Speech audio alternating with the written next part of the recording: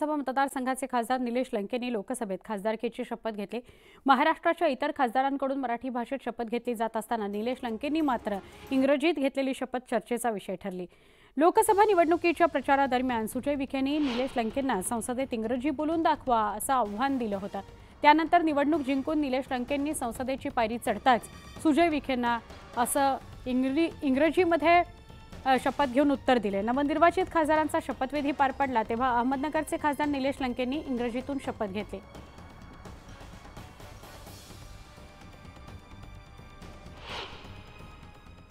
एखादा कुटुंब राजकारणामध्ये येतं संपून जातं, पण 50 वर्ष जर एखादा परिवार स्वीकारला जात असेल तर त्याच्या मागे काहीतरी कारण असतं। पण हे कारण कळण्या इतपत बुद्धी काही लोकांना नाही, त्यावर त्यांच्यावर मला बोलायचं नाही। पण मी पत्रकार बांधवांना विनंती करेल की हे जे व्हिडिओ क्लिप आहेत हे तुम्ही माझ्या मित्राकडे पोहोच करा आणि त्यांना म्हणा की ते असं म्हणतायत की तुम्ही हे महिनाभर पाठ करा। एवढी बोललेली इंग्रजी आणि हिंदी जरी तुम्ही बोललात तरी ते 20 तारखेला फॉर्म भरणार नाही।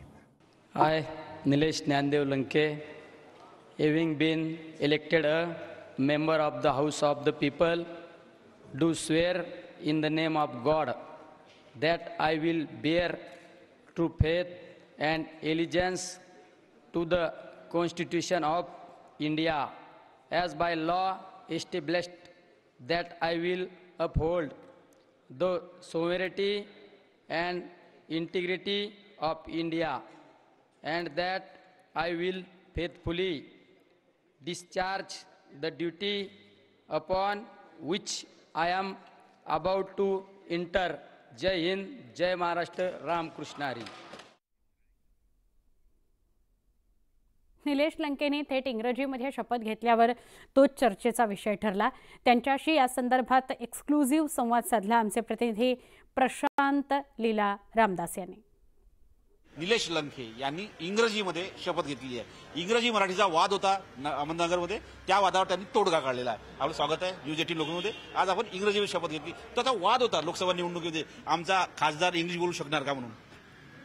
लोकसभेच्या निवडणुकीला ज्यावेळेस सामोरं जात होतो त्यावेळेस माझ्या विरोधकांनी एक आरोप केला होता की संसदेत गेलं इंग्लिशमध्ये बोलावं लागतं, त्यावेळेस तो ट्रोल झाला आणि तो मुद्दा पण बराच गाजला। पण मी सुद्धा एका विजय सभेनंतर एका भाषणात सांगितलं, ज्यावेळेस संसदेत जाईन ना त्यावेळेस पहिलं इंग्लिशमध्येच बोलून आज त्या ठिकाणी शपथ मी इंग्रजीतच घेतली। त्यामुळे इंग्रजी शपथ घेतली, खूप प्रॅक्टिस केली होती।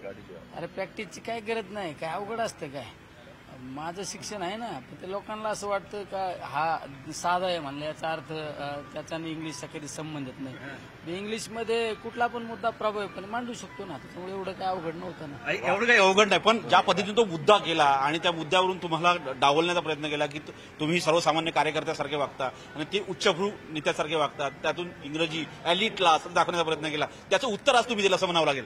उत्तर दिलंच ना, साहजिक आहे। आणि माझा एक नेहमी डायलॉग असतो, निलेश लंके जे बोलतो तेच करतो आणि जे करतो तेच बोलतो। मी भाषणात सांगितलं होतं मी पहिल्या संसदेत गेल्यानंतर इंग्लिशमध्ये बोलून ते बोललो, इंग्लिशमध्ये बोलले। आणि शपथ घेताना जेव्हा शपथ सुरू होती त्या संपूर्ण भारतीय जनता पक्षाचे खासदार असेल, कारण की निवर्तमान जे खासदार होते मागचे खासदार ते भारतीय जनता पक्षाचे होते, त्यांचं काय होतं, इतर खासदारांना काय वाटत होतं। महाराष्ट्रातल्या सगळ्या खासदारांनी टाळ्या वाजवल्यावर मी इंग्लिशमध्ये शपथ घेतली।